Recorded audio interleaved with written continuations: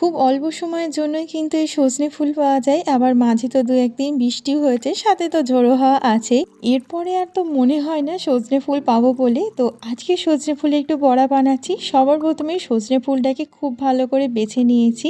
এটাকে খুব ভালো করে জল দিয়ে ধুয়ে নিয়েছি। আর সাথে নিচ্ছি একটু পেঁয়াজ কুচানো আর লঙ্কা কুচানো। আর সাথে নেব সামান্য একটু নুন, খাবার সোডা, একটুখানি বেসন। আমি এখানে চালের গুঁড়ির বদলে কর্নফ্লাওয়ার দিয়েছি। আসলে চালের গুঁড়িটা ছিল না। এবার খুব ভালো করে মেখে নেব। আর এটাতে কিন্তু জলের প্রয়োজন নেই। একটু মাখলেই সজনে ফুল থেকে যে জলটা বেরোয় সেটাই কিন্তু এটা মাখা হয়ে যাবে। তারপর আর কি গরম, গরম তেলেতে ভেজে নেব। এটা সন্ধ্যের চায়ের সঙ্গে যেরকম ভালো লাগে ভাতের সঙ্গেও কিন্তু বেশ ভালো লাগে। তাহলেই কিন্তু তৈরি আমাদের সজনে ফুলের বড়া।